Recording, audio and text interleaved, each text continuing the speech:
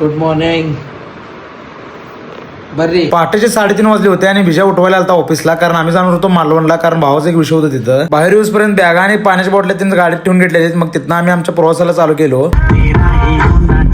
रात्रीचे गाणे ऐकत झोपलो ते डायरेक्ट सकाळी उठलो, कारण अर्धवट झोप झाल्यामुळे डोकं दुखालतं माझं.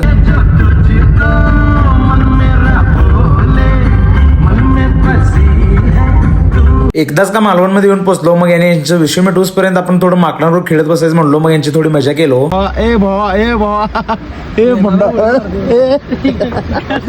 भावाचं थोडं पर्सनल विषय होतं, त्यामुळे तो काही व्हिडिओ याच्यात टाकलो नाही. मग तिथनं यांचं काम झाल्यावर आम्ही डायरेक्ट निघालो गोव्याच्या दिशेनं.